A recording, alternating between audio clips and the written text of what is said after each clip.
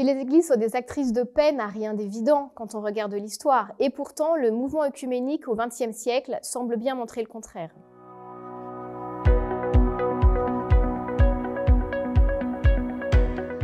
Alors si on pense aux guerres de religion en Europe ou encore à l'imbrication du politique et du religieux dans le conflit en Ukraine, effectivement, les églises ne sont pas toujours actrices de paix. Et pourtant, l'Évangile appelle bien les chrétiens à être artisans de paix, et les églises ont pris au sérieux cet appel.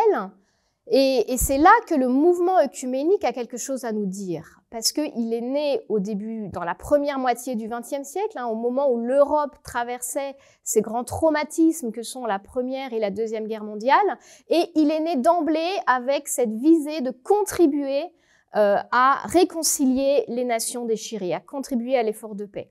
Et il a ainsi mis en œuvre, au fil des décennies, des méthodes de dialogue, des méthodes de travail sur les représentations, sur les mémoires, des processus de réconciliation effective. Et tout cela constitue une ressource pour bâtir une culture de paix.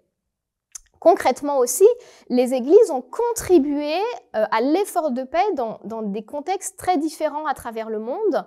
Je mentionnerai seulement un exemple pour l'Europe, le rôle de la Conférence des églises européennes dans le rapprochement Est-Ouest au moment de la guerre froide, puisqu'il y avait des églises dans les deux camps. Et encore aujourd'hui, cette conférence joue aussi un rôle de médiation extrêmement discret, mais réel, dans la résolution du conflit en Ukraine. Donc oui, que les églises puissent être des actrices de paix est vraiment un message fort du mouvement œcuménique.